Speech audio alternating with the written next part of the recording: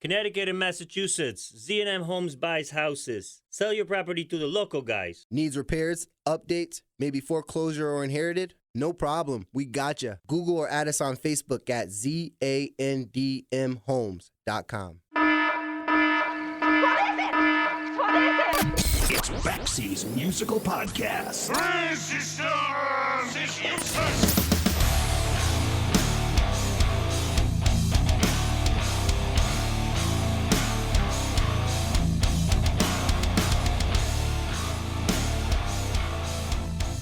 You might not know it by listening to this podcast, but I actually do have other interests beside music. Lunch, for example. I like lunch. I also happen to like baseball. And being in Massachusetts, I'm not ashamed to say that I happen to be a lifelong fan of the Boston Red Sox. And while I'm not going to bore you with stories about the 1967 World Series, which they lost, or the 1975 World Series, which they also lost, or the 1986 World Series, which I'm still not happy about, but I am going to talk to a guy who's been among a group of well-seasoned musicians who have combined their love of music and the game of baseball. The name of the band is The Baseball Project. The Baseball Project is, for lack of a better word, a supergroup that includes my guest today, Scott McCaughey, formerly of the Fresh Young Fellows. Scott co-founded the band with Steve Wynn, former member of the Paisley underground band The Dream Syndicate, his wife Linda Pittman on drums, as well as both Peter Buck and Mike Mills from REM. The result of which has yielded 4 great albums of songs that purely deal with the game of baseball. Their latest record has been released by Omnivore Recordings entitled Grand Salami Time, and it's an absolute blast. We're going to talk to Scott about the new record. We're going to talk about baseball. We're going to talk about his involvement with REM for the last 29 years. We're also going to talk about the stroke that he suffered in 2017 and how well he's recovered. And not to spoil anything, he's done pretty well. The Baseball Project is going on tour with stops at the Sinclair Music Hall in Cambridge, Mass. On August 19th, and on the following night, they'll be at the Ridgefield Playhouse in Ridgefield, Connecticut. This is my conversation with Scott McCaughey from the Baseball Project on Baxi's musical podcast.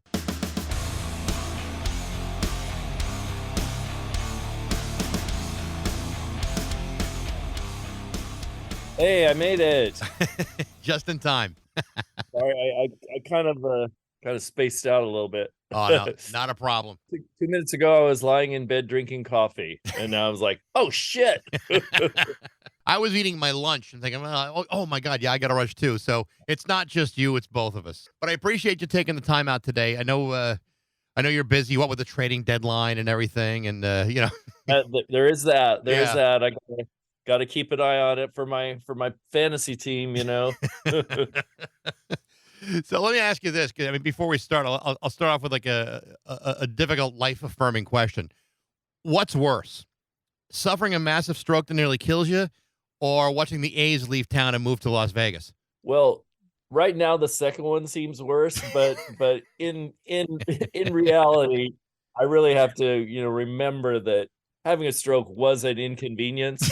It was a serious inconvenience, and so yeah, I guess I'll put that up, put that first. But At least you can recover from a stroke. Oakland may not recover from something like it's this. true, it's true, and I got really nice tributes from the Oakland A's. You know, from the president of the A's at the time did like a little video, Right. you know, for me, you know, with all their all the people who worked for the A's were like wishing me best in this video and everything, and I was like, that's so cool. And then I was like, damn, now he's leaving. I mean, he's not the owner, but I mean, he's still the president, and Sure. he had to sign on and go with whatever the owner wants, I suppose. There's so many fans going to those games. I imagine they can make a video for everybody there. Right, yeah, right, yeah. I really want to get to a game. I mean, they'll be there for a couple more years, though. But yeah, I don't know. You never know. Something could happen. It's not a done deal, but it's probably pretty close. Yeah. But Anytime a city loses a professional team, it's always tough to let that go. Yeah. So I've been listening to Grand Salami Time. I absolutely love it as a lifelong Boston Red Sox fan. Listening to some of the other albums, Buckner's Bolero and Ted fucking Williams and Ola America. I mean, you got the Red Sox very well covered. So thank you for that. I was listening to Buckner's Bolero today, and I was like going, "Oh my God!" That whole "what if" thing that Red Sox fans have been going through since Babe Ruth walked out the door. It's like a great treatment of it. Yeah, yeah. I love that song. It came out really amazing. It's kind of like at the time we wrote it, Buckner hadn't been absolved yet so much by them, but now he has, because they've won 3 times, and people have kind of softened their anger towards him or whatever, because and that was the whole point of the song, was like, that was just one thing. That was just one thing. It's you can't really blame it on the guy. No, and I didn't at the time. I remember watching it and really feeling like, even before that happened, the game was lost. In the moment John McNamara puts Bob Stanley in the game, I'm with a bunch of Red Sox fans at college, and we're all going, well, that's it. You might as well just pack up and go home. Right. And exactly. sure as shit, that's exactly what happened. Yeah. It's like Bartman, he got a bad thing too, because couldn't show his face in Chicago again. Right, I know, that was horrible. Buckner handled it better than Bartman did. I think. True. That's true. So tell me about your love of baseball. Obviously, you don't write 4 albums of baseball songs unless, 1, you love the game, and then 2, you're having a blast just doing it. But let's start with baseball. Where does this come from, with you, and where does it start? Well, I mean, I probably was a baseball fan. Well, I was going to say before I was into rock and roll, but they were probably right around the same time, like being like a 8-year-old, 9-year-old, where I kind of first heard rock and roll. And that was probably about when I really became a baseball fan too, because, I was just a kid, and that's, growing up in the 60s, it was all about music and baseball, and I was just a kid, so I liked sports just like any other kid, Right. I would play little league and stuff like that, but I was immediately, I remember the first game I went to was at a High Corbett Field in Tucson, Arizona, which is a spring training game, and it was the Giants and the Cleveland Indians, because the Cleveland Indians were in Tucson then at the time, and they were playing the Giants, and I was like 8 years old, and I'm like at the backstop, holding on to the cyclone fence, looking through, and like 5 feet away from me is fucking Willie Mays, God, awesome. and Willie McCaughey and Jim Ray Hart, and all those guys, and I was just like, oh my God, this is amazing, and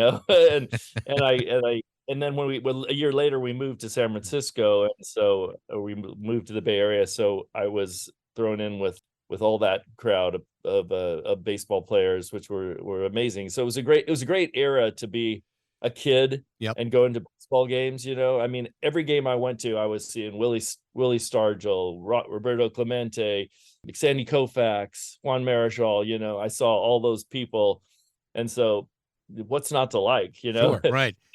But at the same time, I was really in the throes of rock and roll. The Beatles. What's this thing? The Beatles thing just captured me instantly. Just the whole rock and roll beat just got me right then. So they kind of went hand in hand in a way, even though they were totally divergent things, because people who liked sports weren't necessarily into music, and vice versa or whatever. But yeah, as a kid, it's all fair game. It was only more when I became a teenager that it was like when punk rock came in and stuff like that, it was like, sports aren't cool, or whatever like that. But I still always managed to kind of keep both of them in my back pocket. It's funny as you say that. I'm trying to think back. Well, what came first for me? Was it music or baseball? And if I'm being honest, it was baseball. Watching the Red Sox, blow the '75 World Series, and I remember. I think one of my great memories. My grandfather was a very big fan of the Red Sox, and he was in the hospital. He had a heart attack, and survived it. But he knew a guy who was a friend of Fergie Jenkins' father. And if you remember, Ferguson Jenkins played for Boston for one season. It was not his best season by any means. But that Fergie Jenkins got a ball signed by the entire 1977 Red Sox. And I was like, well, that's it. Now I'm hooked. They did such a nice thing for my grandfather. I'm never going away. But if I'm being honest, I think baseball preceded my love music and rock and roll too. So it's one of those things that is just you grow up on it, and if you love it and it connects with you early, you just can't let it go ever. Right. And notice it took Steve and I 40 years to bring the two together. Yeah. To bring baseball and music. Like, why not? Why can't they go together? And we did, and I'm glad we did. And as we found out once we started doing the baseball project, there's other cool hipster musicians who also like baseball too. I mean, there's a lot of people who are like, yeah, that's bullshit, we don't want to have anything to do with that. But there's a lot of people, there's a core of people that are like, oh yeah, and they're all in our fantasy league. So where did the idea come from between you and Steve? Well, Steve says it was at we were at the party for the rock for when the REM was getting inducted into the Rock and Roll Hall of Fame, and we went to a party the night before at like Mario Batali's pizza place or whatever, and we were having a lot of drinks, of course, as one would. And at some point Steve said, I always wanted to do an album about baseball. And I was like, I've had the exact same idea. I've been talking about this for years and years and years. And so apparently, I don't even remember this conversation, by the way, but I trust Steve that we had that. He kept on with it, and immediately we went, let's do it. Let's do it together. Let's do it together, and we weren't even starting a band or anything like that. We just like, let's do an album of baseball songs. And we started demoing things. And I think I demoed like 2 or 3 songs. Like sometimes I think of Willie Mays and Satchel Paige said, and Pastime. I think I demoed those 3 songs, and Steve had some ideas. And so I said, well, let's book a recording session. And so we looked at 2 months down the line, December, nobody was doing anything, booked a week in a studio in Portland. So then it was on. Once you book the time, you got to come up with the goods. Yeah, so and at least you did it in the off season too, which is probably for the best. It's true. Yeah. How long after that conversation did you bring up this idea to Peter Buck? Well, it's funny because Linda was going to be a part of it instantly. Linda was like, "Oh yeah, I'm she'll play drums." So we started with the 3 of us, and we were recording with the 3 of us. And then I was like, "Well, Peter's doesn't really care about baseball that much. He's too smart to waste his time on sports, but he loves playing music with us. So we're like, let's get him down here." So he was living a few blocks away, and he came over one day and played on all 12 songs on the first record, like that. So he was, he's always up for making music. And so he wasn't like, yeah, rah, let's do a baseball record. But he loves the songs. He loves us. He loves making music. So he joined in. And then it only made sense at one point to get Mike Mills because he is a total baseball nut, So and the first time we were ever going to do a show, Peter couldn't do it. Peter was doing something else, so we got Mike to do the first live show we did was in Spain, in a little town in Spain. It was our first ever. Yeah, and baseball's huge there. Oh yeah, totally huge. But we managed to spice up the set with Young Fresh Fellows and Dream Syndicate songs and stuff like that. So it was a pretty good event. But that was our first ever baseball project, our real show. Yeah. Our first performance was David Letterman, was live on David Letterman. Yeah. I was going to ask you about that. I mean, usually when a band gets their first gig, it's usually at like somebody's birthday party or the basement of a church somewhere. Yeah. Your first gig is on David Letterman's show.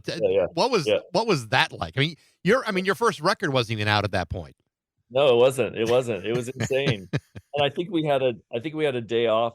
I think we were there doing maybe some kind of REM thing, and we had a day off, and we booked it so we could do it on that day.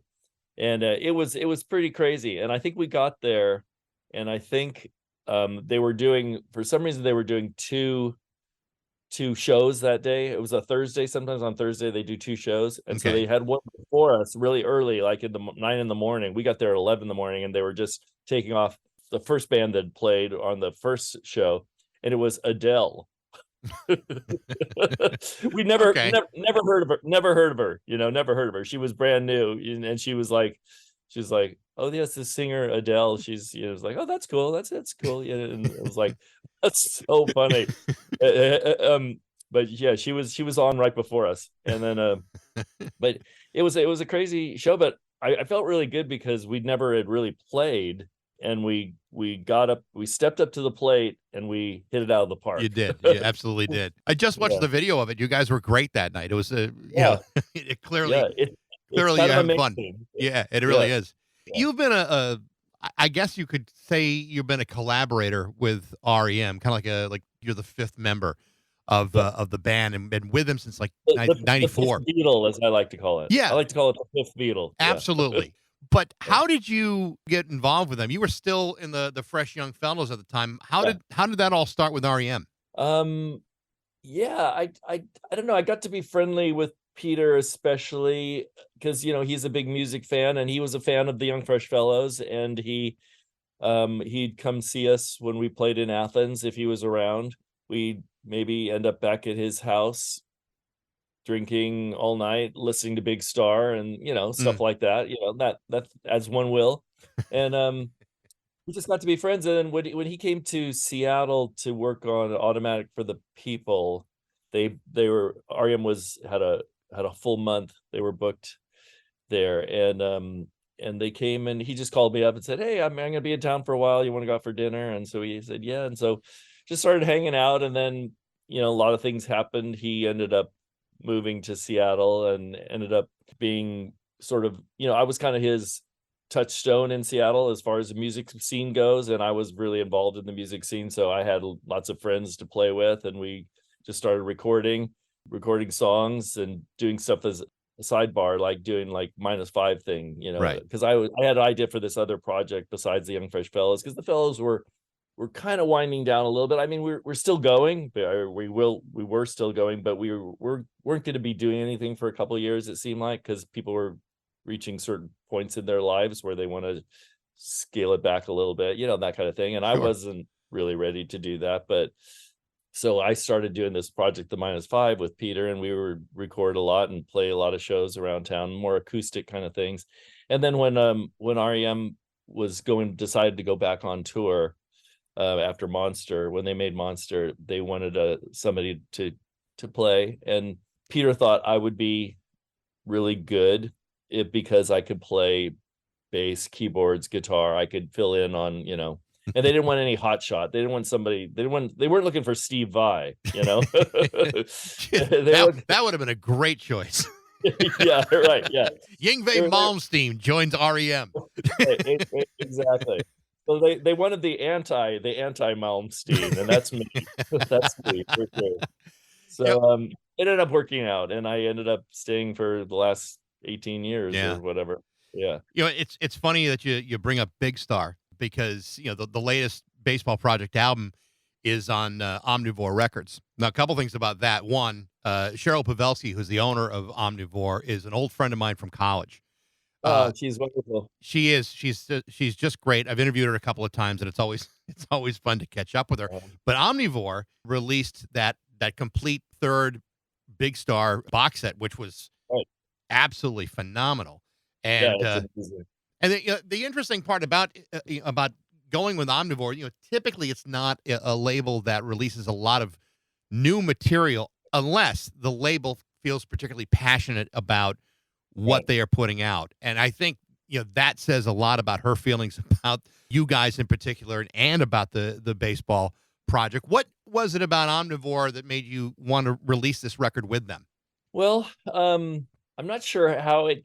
I mean, I think we all knew Cheryl, to a degree. We're all acquainted with her, and she just moved to Portland, which is where Peter and I live now. And so I ran into her a number of times because she goes to see music. She really loves music, Does. she gets out there and do it. And with her partner Audrey, who was becoming the president of a college here, Reed College. And so they had for their opening, her big welcoming committee that weekend was for celebrating her becoming the president, was they had NRBQ come out and play. How cool is that? Which of course I'm just like, I'm all over this. It was amazing. So anyway, but we'd been with Yep Rock for a long time. They're great. I still on Yep Rock with a lot of other projects, and it just seemed like it might be a good time to try something different. We're still working with Yep Rock a lot. They're doing reissues of the first three albums now on colored vinyl and stuff like that. So it's all good with them. But it just Omnivore. I mean, we obviously know the kind of music they love, and we love the music. And it seemed like maybe the fact that it's more of a reissue label, it might be a way to set us aside because it is a new release, and they really throw a lot more into a new release, so as opposed to being a reissue thing, they probably have a certain way that they do it, but this one, they throw a lot of extra into it. So it just seemed like a good matchup, because I love that they, when you know Cheryl, how much she loves music. You do. Yep. And how amazing it is. And we all had been associated with them in some way or another on some level, and just made good sense. And it's been really great so far. We've known each other since we were both 17, 18 years old. So I've known her for an awful long time, and she's such a great fan of music and has such a great ear. And I told her that I'm only going to interview her every time she wins a Grammy. so now there's 3 interviews, and if she wins a 4th, then she'll be back on. But wow. I think what I really like about this project, when you talk about baseball, you're not just trying to cram names into a song. You're covering things about baseball that fans would talk about. It's like even the good and the ugly parts of baseball are mentioned and touched and worked on. And I think like one of my favorite songs on the new record is the Yips. I found myself really liking that, and all I could think of is Chuck Knobloch. And I don't know if he's the guy that that inspired that song, but he's definitely one of them. He's definitely one of them. I mean, he's one of those guys that had a great career, but then towards the end he couldn't do anything. All the things that were so natural to him, and the Yips talk about that. Yeah, I think for Steve, I think the main people that were behind that were Steve Sachs, Chuck Knobloch, and maybe Steve Blass, who was a pitcher who couldn't throw. But there's a lot of other people that were lesser. But I think the really classic Yips people are Knobloch and Steve Sachs were really big. But that was a great song that Steve came up with. I mean, we're not about promoting baseball as a sport, really. We love it, but it's not about, hey, everything about baseball is so wonderful. It's not. it's a big business that with all the fucked up things that happen with money and everything like that, and so we're all about, we like poking fun at baseball. We revere baseball. We love baseball, but we like poking fun of it. We like to voice criticism for things that happen sometimes too. And also we just write about the characters who were often less than perfect human beings. And I think that's good, because sometimes you hear I would never call it like a novelty band. I mean, I would call it specific to what you talk about. But I think it's so cool to hear that approach, because I've heard kinds of things like this before, and it's just a matter of trying, well, how can I make this name rhyme with that name? And that's not what you guys do, which I think is really admirable, because it winds up being a hell of a lot more entertaining doing it the way you're doing it. Right. Though I have been accused of cramming a little too much information into baseball project songs. Well, you got to fill a whole album's worth, right? I know. It's kind of crazy when we're getting ready to learning songs to go back on the road in August, and I just, the remembering lyrics is really daunting for me since I had the stroke, because I can't remember words anymore. Yeah, and I was like, boy, I didn't make it easy for me in these baseball songs, because I just crammed so much into those songs. But but I'll be okay with them. I'll be okay. One of the other projects that you've been involved in is one that I really really like a lot is Robin Hitchcock and the Venus Three. I interviewed him last year and it was just great. And you guys did 3 albums with him. Ole Tarantula is probably the biggest one.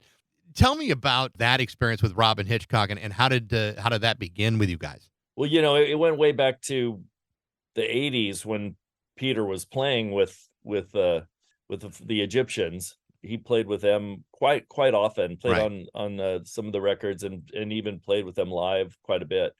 So we had a basic foundation with him, and then I was just a huge fan of Robin from the early days, and the Fellows opened some shows for them way back in the 80s, and I always wanted him to produce a record by me and stuff like that, which we never really kind of got around with, but well, we did eventually. In 2007 he produced the Fellows record, but yeah, it just made sense. I don't know, I don't even know whose idea it was to come up with the band, but basically it was like the -5 at that point was Peter and I and Bill Rieflin and John Ramberg, and Bill Rieflin had then got kind of drafted into REM to be the REM drummer. So the 3 of us, Peter and Bill and I, were a real unit. We were playing a lot of songs together, and Right. somehow I'm not sure how it happened, but somehow we recorded a session. I guess it was in Seattle with Robin, and then it became a band thing, and it was fun, and we were playing shows, and we kept recording, and so suddenly we made 3 records and did a bunch of tours and all that stuff, and at some point it fell apart, but it was great. We did some really great work, I think, on those records. I think you definitely did. Ole Tarantula is a great record. Yeah, I mean, Yeah. like Goodnight Oslo and Propeller Time are also great, but that was of the 3, I think the first one was still my favorite. Yeah, definitely.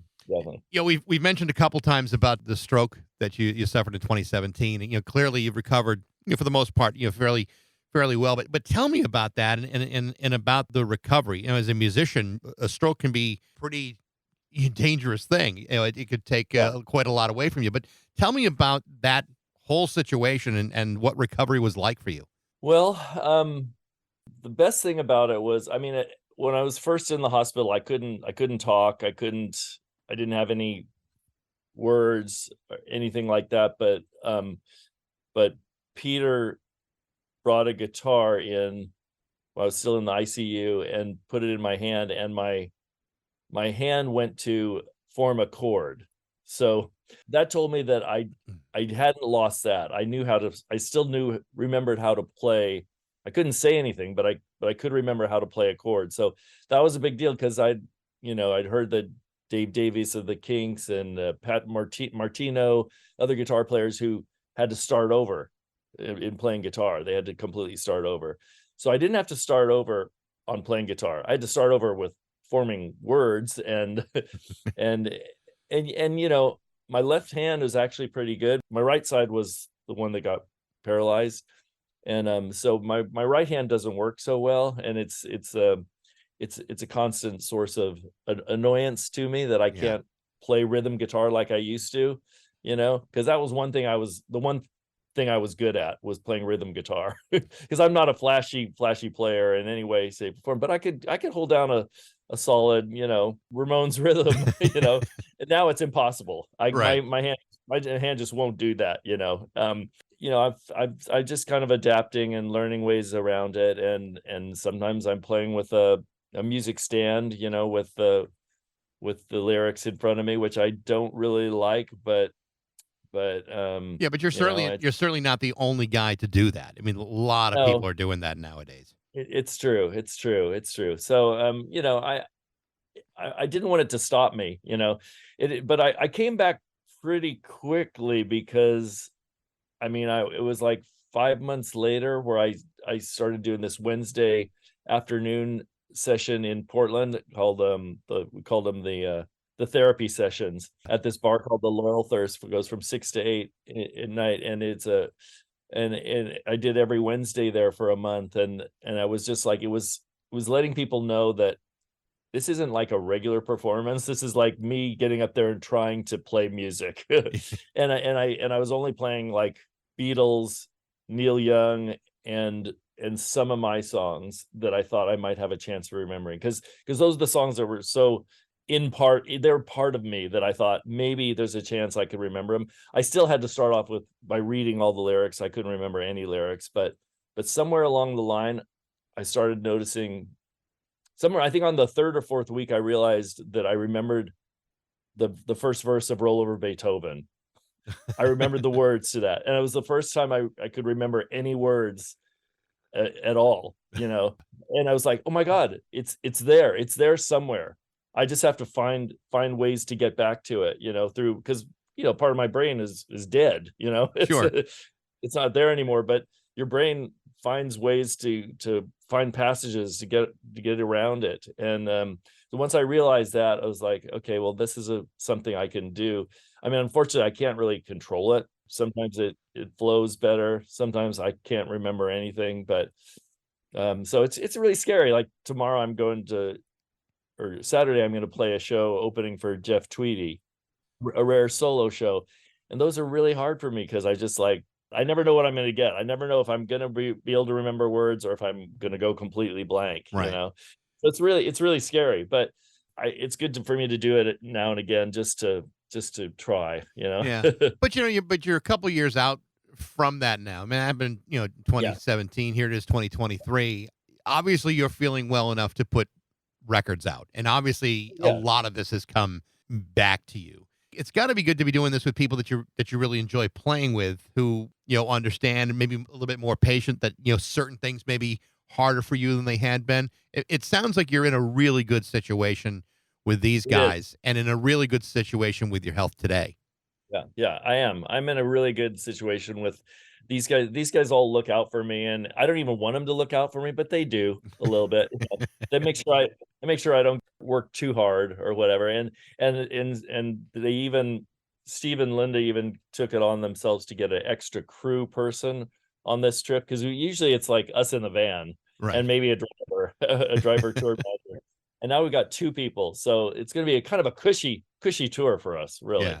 It's not that cushy. We're playing 6 nights a week, Yeah. but but it's gonna be really fun. You got a couple of stops in this area. You'll be at the Sinclair Music Hall in Cambridge on the 19th of August, and then the following night you're in Ridgefield, Connecticut at the Ridgefield Playhouse on August 20th. I'm thrilled you're coming to the area. I wish I was available those nights to go, because I'd really enjoy watching you guys play. I wish you were too. Yeah, I know, but unfortunately this is what happens. But how are things in Springfield? they're good. I mean, other than the fact that it's been, torrential rains and 90-degree temperatures for the most part, things are good. Good. Scott, Good. this has been a lot of fun. I'm so glad I got a chance to talk to you about about baseball and about the band and how you're feeling. This has been and to talk about Cheryl Pavelski. I could talk about her all day. Yeah, Cheryl's the best. Yeah. So real pleasure talking to you, Scott. Best of luck. Thanks a lot, Mike. Take care. Okay. Bye-bye. The name of the new album from the Baseball Project is called Grand Salami Time on Omnivore Recordings. And again, they're coming to Cambridge on August 19th and the Ridgefield Playhouse the following night in Ridgefield, Connecticut. Thanks for listening. I hope you enjoyed it. If you did, you can reach me at backs@rock102.com. I'd love to hear what you think. Thanks again to Z&M Home Buyers, and thank you for listening to Baxi's Musical Podcast.